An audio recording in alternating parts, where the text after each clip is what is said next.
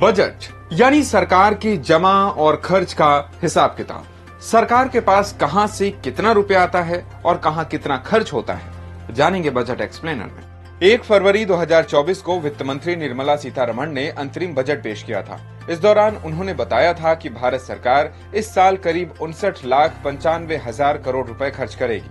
लेकिन सरकार के पास इतना पैसा कहां से आएगा? सरकार के पास कई जरियों से पैसा आता है।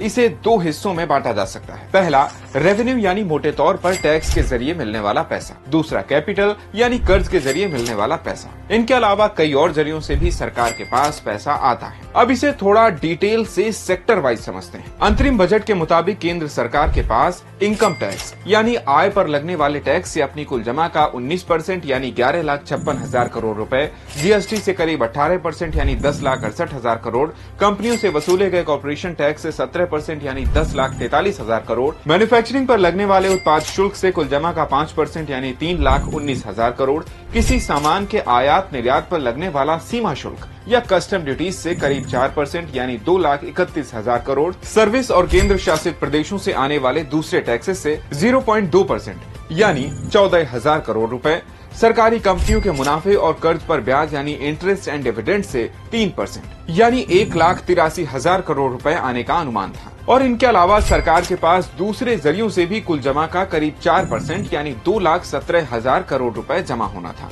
जिसे नॉन टैक्स रेवेन्यू कहते हैं। इन रेवेन्यू से सरकार के पास कुल जमा का 70.2% यानी 42,31,000 करोड़ रुपए इकट्ठा होने का अनुमान था।